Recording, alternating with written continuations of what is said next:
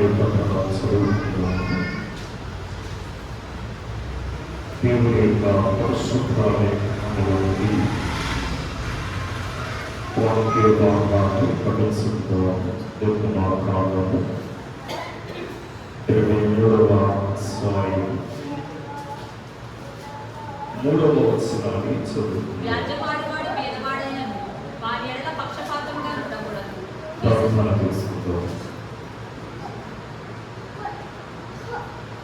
మహాపరిశుద్ధుడు మహోన్నతుడైన మా తండ్రి, ఈ పరిశుద్ధమైన కృపకరనామమును బట్టి వందనములు. చదవబడిన వాక్యములు మేము వివరించవలసి ఉండగా వాక్య గ్రంథములు మీరు మాతో మాట్లాడాలని మా మంచి బోధకుడైన క్రీస్తు ప్రభువును బట్టి ప్రథమలాడవలసి నా తండ్రి. ఆమేన్. దేవుని యొక్క మహాకృపను బట్టి ఏర్పాటు చేయబడిన ఈ యొక్క మోసేసు ఉపవాస దీక్షా కార్యక్రమంలో ఏకీవించిన మనకెల్లరకు మన ప్రభువైన యేసు క్రీస్తు యొక్క కృపా సమాధానము తోడైనగాక. ఆమేన్. ఈ యొక్క అధ్యాయము మనలను మనము సరిచేసుకోవలసినటువంటి అంశములు అనేకములు ఈ యొక్క గ్రంథంలో, ఈ అధ్యాయంలో మనము చూస్తూ ఉంటాము. ఈ యొక్క న్యాయ విధులు లేక వాగ్దానములు ఈ గ్రంథంలో మనం చూస్తున్నాము. చదువుబడిన వాక్య లేఖనములలో వ్యాసమాడేవాడు పేదవాడేమో వాడి యొక్క పక్షపాతము పొందకూడదు. ప్రతిదినాలు మనము ఎక్కడ చూసినా మరి తోటి మానవుల యొక్క చూపవలసినటువంటి ప్రేమను మరచి మనం ప్రవర్తిస్తూ ఉంటాము. కీర్తన గ్రంథము 15వ అధ్యాయము 3వ వచనములో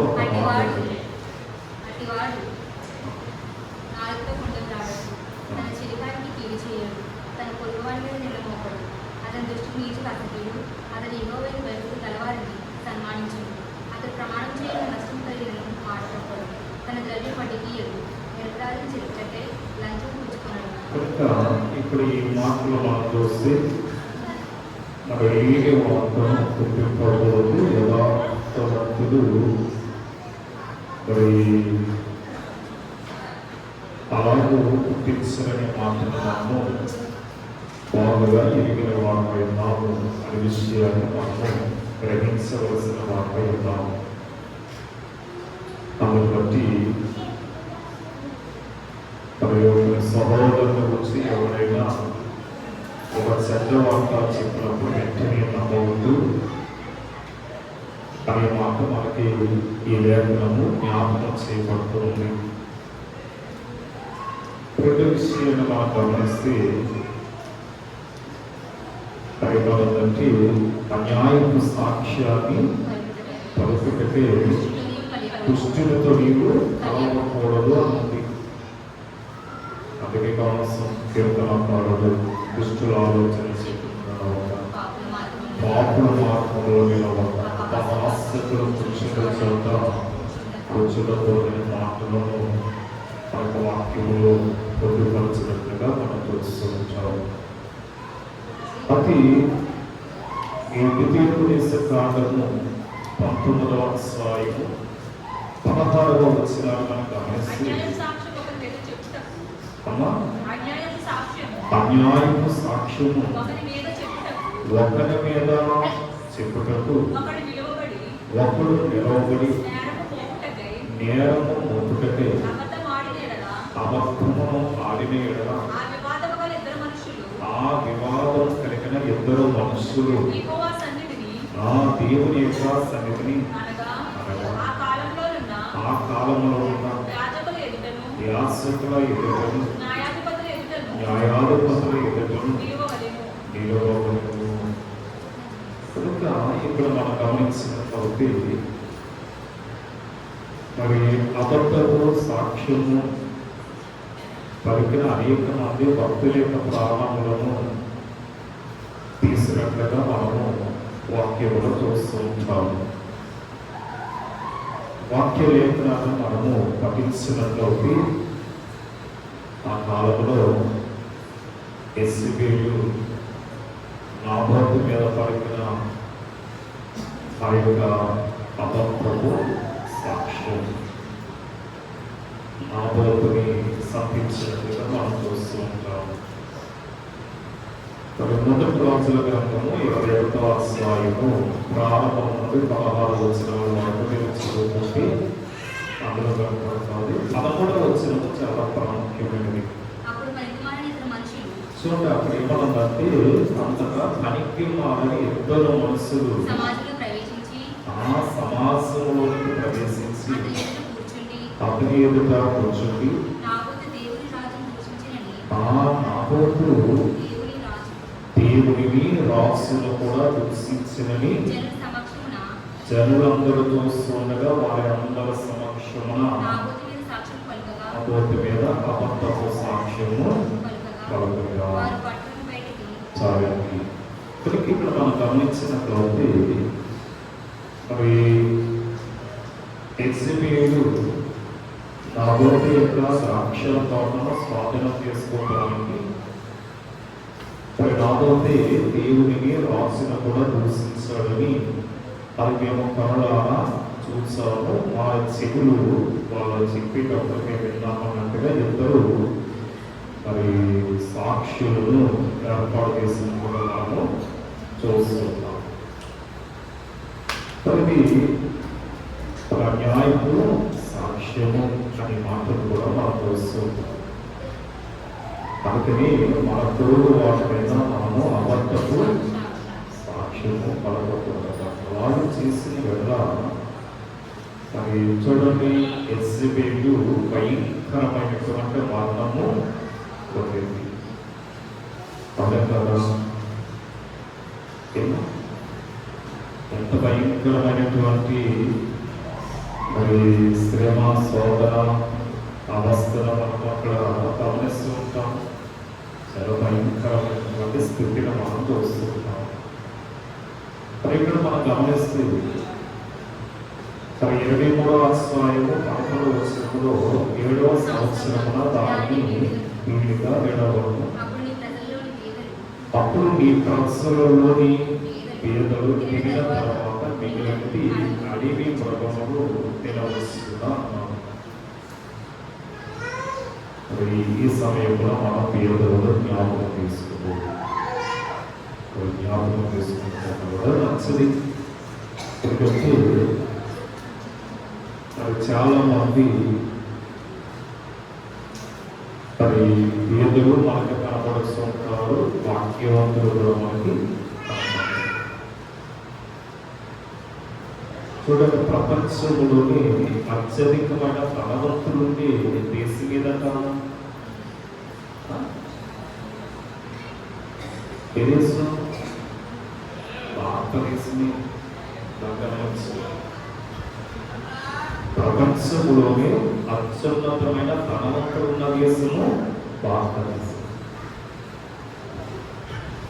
కనుక మరి ఇక్కడ మనం గమనించినట్లయితే మరి పేదల పట్ల ఈ దళితులైన వారు ఏం చూపాలి? కృప చూపాలి. సామెతల గ్రంథము 19వ అధ్యాయము 17వ వచనంలో పేదలను కనికరించేవాడు యెహోవాకు అప్పించేవాడట. కనుక వారి ఉపకారములకైనా ప్రత్యుపకారము చేయను. ఒకేలా నువ్వు ఉపకారం చేస్తావేమో దేవుడు తిరిగి మళ్ళా నీకు ఉపకారంగా చేస్తాడట. అందుకని పేదలను కనికరించేవాడు యెహోవాకు అప్పించేవాడట. మనం ఎవరైనా సరే అయ్యా నాకు మరి కొంత సొమ్ము నాకు అవసరమని ఎవరైనా మనల్ని అర్జించారనుకోండి, అడిగారనుకోండి, వారికి మీరు ఇస్తే అది ఎవరికి ఇచ్చినట్టు? దేవునికి ఇచ్చినట్టట. యెహోవాకు అర్పించేవాడట. కనుక అటువంటి వాడు ఏం చేస్తున్నాడంటే దేవుని యొక్క కృపను కోరుకుంటూ ఉంటాడట. సామెతల గ్రంథము 22వ అధ్యాయం 9వ వచనానికి రండి. దయాదృష్టి గలవాడు చూడండి, దయాదృష్టి గలవాడు తన ఆహారములో కొంత దరిద్రులకు ఇచ్చినట్టు వాడు దీవెన పొందుతాడు. కనుక మన తినే ఆహారంలో కొంత మరి లేని వారికి మనం ఇచ్చినట్లయితే మనం దీవింపబడతాము, దేవుని యొక్క పైన మనము సంపాదించుకుంటామనే మాట వాక్యంలో మనం చూడగలుగుతున్నాం. అందుకని మరి పేదలకు మరి మనం లేదని మాత్రం మనము చెప్పకూడదు. మరి సామెతల గ్రంథంలో 29వ అధ్యాయం 7వ వచనంలో నీతిమంతుడు పేదల కొరకు న్యాయము విచారించినట్టున్నాడు. నీతిమంతుడు పేదల కొరకు ఆలోచిస్తూ ఉంటాడట.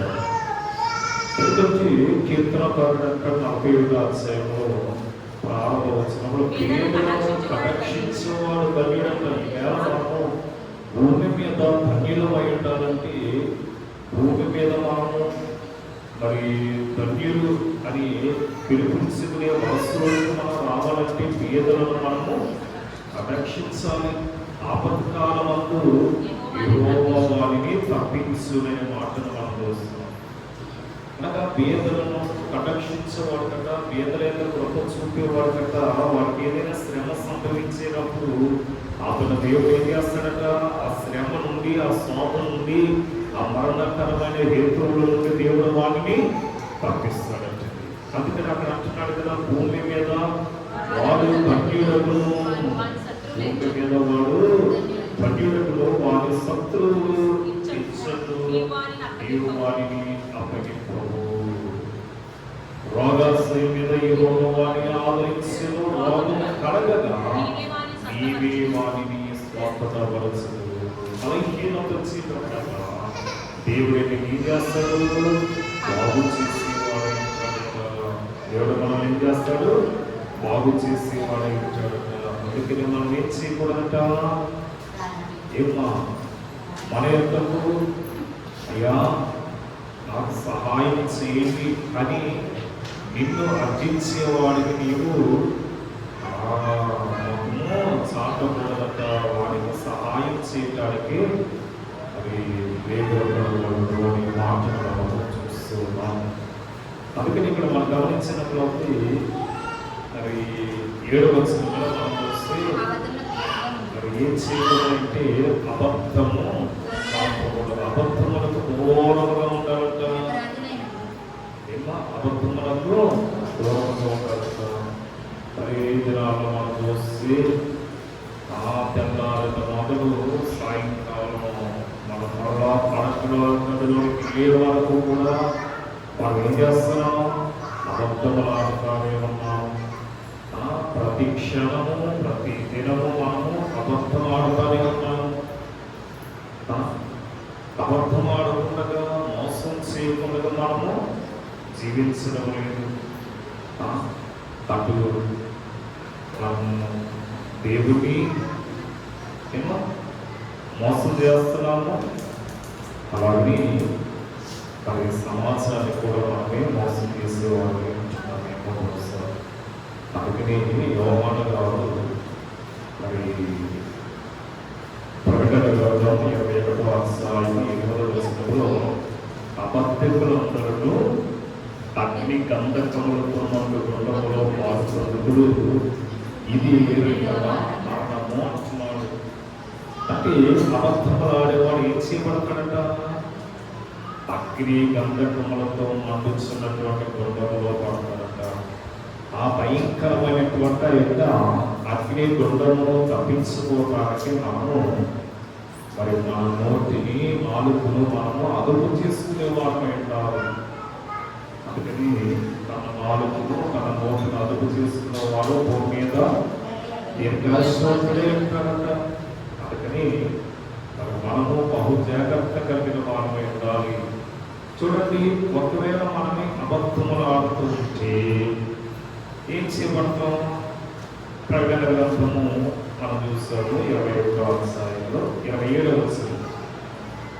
గొర్రె పిల్ల యొక్క జీవగ్రంథమందు రాయబడిన వారే దానిలో ప్రవేశించుదురు. కానీ ఏమో మన పేరు జీవగ్రంథమందు రాయబడి ఉందా? ఒకసారి మనకి మనమే పరీక్షించుకుందాం.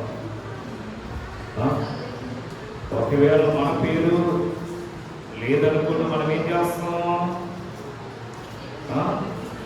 ఆ అధికారిని, ఈ అధికారిని, ఆ నాయకుడిని, ఈ నాయకుడి దగ్గరికి వెళ్ళి కింద మీద పడి మన పేరు ఆ లిస్టులో పేరు రాసే వరకు మనమే నిద్రపోం కదా. ఏదైనా ఒక లోన్ లేకపోతే ఏదైనా ఒక మరి ప్రభుత్వం ద్వారా మనం అందుకొని ఆ యొక్క రాయితీలో ఏదైనా మన పేరు లేకపోతే ఇక్కడే మనం కింద మీద పడిపోతున్నాం కదా. మరి పరలోకమందున్న గొర్రె పిల్ల యొక్క జీవ గ్రంథమందు మన పేరు రాయబడకపోతే దాంట్లో మనము ప్రవేశించమట. నీవు పరలోకంలోనికి దేవుని యొక్క ఆ నిత్య రాజ్యములోనికి నీవు ప్రవేశించాలంటే గొర్రె పిల్ల యొక్క జీవ గ్రంథమందు నీ పేరు రాయబడినదే ఉండాలి. కానీ నిషేధింపబడినది ఏదియో, అసహమైనది ఏదియో, అబద్ధమైన దానిని జరిగించువాడైనను దానిలోనికి ప్రవేశింపబడతాడు. అలాగా అసహమైనటువంటి దానిని, నిషిద్ధమైన దానిని, అబద్ధమైనను మరి మాట్లాడేవాడైనా సరే దాంట్లోకి ప్రవేశించలేడంటున్నాడు. అబద్ధం ఆడటం వల్ల అగ్ని గుండములకు గురై శ్రమల రోజు చూస్తున్నట్ట. యెరూషలేము అనే ఆ యొక్క మహాపట్నంలోకి ప్రవేశించే ఆనందం మనము కోల్పోతాం. అందుకని మనం ఈ యొక్క ప్రయాసంతా ఆ పట్టణంలోకి ప్రవేశించడానికి ఈ చిత్తపాటు. అందరూ హాయిగా ఏం చేస్తున్నారు? వారి ఇంట్లో దగ్గర కూర్చుని, టీవీ దగ్గర కూర్చుని, నా ప్రాణమా ఎదుగో ఉదయం కష్టపడ్డాను, శాకాహారం లేక మాంసాహారం తెచ్చాను, చక్కగా రుచికరమైనటువంటి గుమ్మగుమ్మలాడే బిర్యానీ తెచ్చాను, ఆ ప్రాణమా తినుము త్రాగుము సుఖించుమన్నము లేరా ఉన్నారు. ఏమో అందరూ దేవాలయంలోకి వస్తే నగరాలు సరిపోతాయా? సరిపోతాయి. ఇప్పటికీ ఇక్కడ మనం గమనిస్తే ఈవేళ ఆ యొక్క మరి నూతన యెరూషలేము అనే ఆ పట్టణంలో నీవు ప్రవేశించకపోతే మరి మన బ్రతుకు వ్యర్థమే అనే మాటను మనం చూస్తున్నాం. అందుకని మనం ఏం చేయాలంట? సిద్ధపాటు కలుగుతాం. అబద్ధం అనే మాట మన నోటికి రాకుండా మనం జాగ్రత్త పడాలి. అప్పుడే మనం దేవుని యొక్క నిత్య రాజ్యములోనికి మనము ప్రవేశించిన వారు అవుతాం. ఈ నిర్గమకాండము 23వ అధ్యాయంలో 8వ వచనము చూడ అక్కడ అంటున్నాడు, లంచము తీసుకొనకూడదు. లంచము దృష్టి గల వానికి గుడ్డితనము కలగజేసి నీతిమంతుల మాటలకు అపార్థము చేయించును. అది లంచము తీసుకోకూడదని వాక్యము కొన్ని వేల సంవత్సరముల క్రితమే పరిశుద్ధ లేఖనములలో రాయబడినట్లుగా మనం చూస్తున్నాం. లంచం అనేదంట దృష్టి గల వానికి గుడ్డితనాన్ని కలగజేస్తుందనే మాటను మనం చూస్తున్నాం. అలాగే మరి సామెతల గ్రంథము 29వ అధ్యాయము 4వ వచనములో లంచమును పుచ్చుకునేవాడు దేశమును పాడు చేయను. లంచం తీసుకునేవాడు ద్వారా ఏమైపోతుందా? దేశమే పతనమైపోతుంది, దేశమే నాశనం అయిపోతుంది. మనకి 15-27 అక్కడ లంచము అసహించుకునేవాడు బ్రతుకును. లంచమును అసహించుకున్నవాడు బ్రతుకుతాడట. ఇవేళ మనము దేవుని యొక్క వాక్యానికి మనం ఏం చేయాలంటే విధేయులమై ఉండాలనే మాటను మనకి వాక్యమే జ్ఞాపకం చేస్తుంది. ఎందుకంటే యోగ గ్రంథము 17వ అధ్యాయము 34వ వచనంలో భక్తిహీనుల యొక్క కుటుంబము లంచగొట్టుల యొక్క గుడారము అగ్ని కాల్చివేయును. కనుక లంచగొట్టు యొక్క గుడారము అగ్ని చేస్తుందట, కాల్చి వేస్తుంటారట. అది లంచము మంచిదా? ఏమో వాడు ఎంత కష్టపడుతున్నాడు. అవన్నీ ఆలోచిస్తే ఎంతమంది వారి యొక్క ఊపిలో దిగిపోయిన వారు ఉన్నారు. అందుకని మనము దేవుని యందు భక్తి, వినయము, విధేయత కలిగిన వారు ఉండాలి. కీర్తనల గ్రంథము 15వ అధ్యాయము 5వ వచనంలో నిరపరాధిని చెరుపుటకై లంచము పుచ్చుకొనకూడదు. నిరపరాధిని చెరుపుటకై అంటే యథార్థవంతుడిని పాడు చేయటానికి లంచము పుచ్చుకొనకూడదు. ఈ ప్రకారం చేయవాడు ఎన్నడూ కదలించబడదు. ఈ నిర్గమాకాండము 23వ అధ్యాయము 13వ వచనంలో మాట అక్కడ అంటున్నాడు కదా, నేను మీతో చెప్పిన వాటినన్నింటినీ వేరొక దేవుని పేరు ఉచ్చరింపకూడదు, అది నీ నోట నుండి రానియకూడదు. ఎంతమంది ఈ యొక్క వాక్యములకు విధేయత కలిగి వాక్యాన్ని సారంగా జీవిస్తూ ఉన్నాం. వేరొక దేవుని యొక్క పేరు ఉచ్చరింపకుండా, ఎత్తకుండా ఉండగలుగుతున్నామా మనము? దైవత్సముడు యవనస్తుడు గారు అన్నారు, ఈ మతనాలు కానీ ఈ మనుషులు కానీ దూషింపరాదు, ద్వేషింపరాదు, తిరిగి దేవుడికి తెలుసుకోవాలి. మరి మనము ఈ విషయంలో చాలా జాగ్రత్త కలిగిన మాత్రమే కాదు. చూడండి, భక్తుడైనడు ఎన్నో శ్రమలు వచ్చాయి. శ్రమలు రావటమే కాదు, ఆస్తి నష్టం కలిగింది, ప్రాణ నష్టం కలిగింది. కనుక ప్రాణం వచ్చినటువంటి బిడ్డలేసరికి ఎంతటి శ్రమ అంటే భరించలేనటువంటి శ్రమ భక్తుడైన యోగు గారికి వచ్చినట్టుగా మన కోసం. ఆ సమయంలో యోగు ఏం చేయాలి? దేవుడా దేవుడా, నిన్నే నమ్ముకున్నాను, నీ మీదే నేను ఆడుకున్నాను, నాకిన్ని శ్రమలేంటి? ఆస్తి పోతే పోయింది, పంట నాశనం అయిపోతే అయిపోయింది, పశువులు సరిపోతే సరిపోయాయి, కానీ ఆ చేతికి అందొచ్చిన బిడ్డలందరూ కూడా సరిపోయారు. కానీ యువత దేవుని దూషించాలి. చూడు, బయట వాళ్ళు చూడు,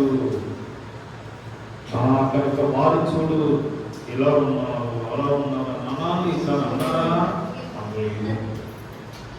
కొన్ని యోగు గ్రంథం 2వ అధ్యాయం 10వ వచనంలో చూడండి, ఈ సంగతుల విషయంలో ఏ విషయం అందు కూడా యోగు మరి నోటి మాటతోనైనా పాపం చేయలేదట. తన భార్య అంటుంది, ఎందుకయ్యా దేవుడా దేవుడు అంటున్నావు? ఏం చేస్తాడు దేవుడు? దేవుడు అనుకున్నాం. ఏం చేస్తాడయ్యా దేవుడు? పిల్లలు పోయాడు, ఆస్తి పోయింది, అంత నాశనం అయిపోయింది. నేను ఎంతో సుందరుడు అని నేను పెళ్లి చేసుకున్నాను. ఆఖరికి నీ సుందర రూపం కాస్త పాడైపోయింది, రస్సి కారుతుంది. ఇంకెందుకయ్యా బ్రతకడం? దేవుడు దూషించి మరణము కావాలి. ఆ మాట అనగానే రగిలిపోవాలి. కానీ ఈరోజు భక్తుడైనాడు కనుక ఈ మాత్రమా తన భార్య ఏమి అనలేదు, దేవుని దూషించలేదట. 42వ అధ్యాయము 12వ వచనంలో యెహోవా యోగుని మొదట ఆశీర్వదించిన దానికంటే మరి అధికముగా ఆశీర్వదించును. ఎందుకంటే అతడు దేవుడు పెట్టిన ఆ పరీక్షలో అతడు గెలిచాడు. దేవుడు పంపించినటువంటి శోధన, ఇటువంటి శోధన మరణకరమైనటువంటి శోధన. ఆ శోధనలోని భక్తుడని యోగు జయించడు కనుక దేవుడు ఏం చేస్తాడంటే అతను పోగొట్టుకున్న బిడ్డలకి రెట్టింపునిచ్చాడు. అతను పోగొట్టుకున్నటువంటి ఆస్తికి రెట్టింపు ఆస్తినిచ్చాడు. చూడండి, యెహోవా యోగుని మొదట ఆశీర్వదించిన దానికంటే మరి అధికముగా ఆశీర్వదించును. నోటి మాటతోనైనను అన్య దేవతల యొక్క పేరును ఉచ్చరింపకూడదట. మనము యోగు ఏ రీతిగా నోటి మాట చేతనో పాపం చేయక అధికముగా ఆశీర్వదింపబడ్డాడో ఆ రీతిగానే మనము దేవుని చేత ఆశీర్వదింపబడాలంటే మన నోటిని మనము అదుపును చేసుకునేవాడు. చివరిగా మనం గమనిస్తే ఈ నిర్గమాకాండము 23వ అధ్యాయంలో 14వ వచనంలో ఒక మాట ఉంది. సంవత్సరమునకు 3 మారులు పండుగ ఆచరింపవలెను. ఇప్పుడు ఈ యొక్క సంవత్సరమునకు 3 మారులు మనకు పండుగ ఆచరింపవాలని అంటున్నాడు దేవుడు. ఏమిటి 3 పండుగలు? ఏమిటి అంటే ఒకటి పులియాని రొట్టెల పండుగ. పులియాని రొట్టెల పండుగ, దాన్ని ఏమంటాము? పస్కా పండుగ. ఏం పండుగ ఇది? పస్కా పండుగ. రెండోది వాక పండుగ. మూడోది తల సంగ్రహపు పండుగ. ఈ 3 పండుగలట. ఈ 3 పండుగలకి ఏం చేయాలి?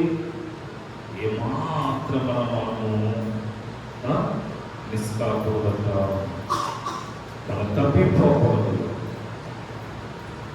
ఎందుకంటే ఈ పండుగల విషయంలో మరి ఈ ద్వితీయోపదేశ కాలం 6వ అధ్యాయం 1 నుండి 17 వచనాల వరకు మనం చూసుకుంటే అక్కడ నీవును నీ కుమారులను నీ కుమారుల యొక్క కుమారులను నీ దేవుడని యెహోవాకు భయపడి నేను నీకు ఆజ్ఞాపించిన ఆయన కట్టడలన్నింటినీ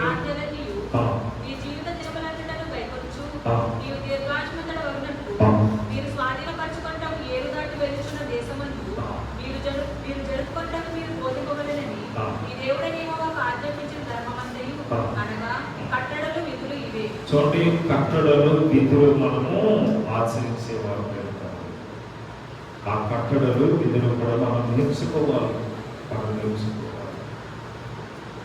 అందుకని ఇక్కడ ఏమంటున్నాడంటే 17 వచనానికి వస్తే సంవత్సరం మనకు 3 మారులు నీ పురుషులు యెహోవా సన్నిధిని కనబడాలట. ఎన్ని మార్లు కనపడాలి? 3 మార్లు. మరి 3 మార్లు మీరు ఏం చేయాలి? మీ పురుషులైన వారందరూ కూడా దేవాలయంలో కనబడాలి.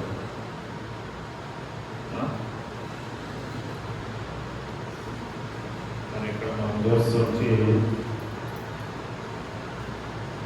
ఆలయాలకు వచ్చే అలవాటు పురుషుల విషయాలు మరి భార్య కానీ తల్లి కానీ సహోదరు కానీ కనీసం సంవత్సరానికి 3 మార్లైనా ఆలయానికి వచ్చేటట్టు శ్రద్ధ వహించాలట. వారిని దేవాలయములకు తీసుకెళ్తారు. 3 మార్లు దేవాలయంలో వారు కనపడాలి. కనిపిస్తారు, కనపడరా? కనిపిస్తారు, కనపడరు. న్యూ ఇయర్కి వస్తారు, జనవరి 1 కొత్త సంవత్సరం కదా. రెండోది ఈస్టర్ పండుగ, మూడోది క్రిస్మస్ పండుగ. చూడండి, మీరు బాగా గమనించండి, ఎప్పుడు రాలేని వాళ్ళందరూ కూడా ఈ 3 పండుగలు కనిపిస్తారు. కొత్తగా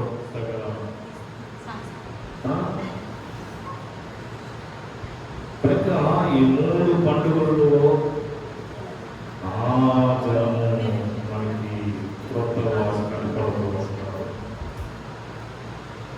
అందుకనే మనము బహు జాగ్రత్త కలిగి దేవుని యొక్క సన్నిధికి వారు నడిపించడానికి ప్రయాసపడాలి. ప్రవేశ వచ్చిన వారి సన్నిధిని జాగ్రత్తగా నుండి ఆయన మాట వినాలట. దేవుని యొక్క మాట వినేవారమై ఉండాలి. చాలా మంది గుడిలో కూర్చుంటారు కానీ మనసంతా వారు ఇంట్లో సంచారం చేస్తారు. అందుకే అయ్యగారు కీర్తనలు అంటారు, గుడిలో కూర్చుని కార్యక్రమం గుర్తించకపోవటమే అశ్రద్ధ.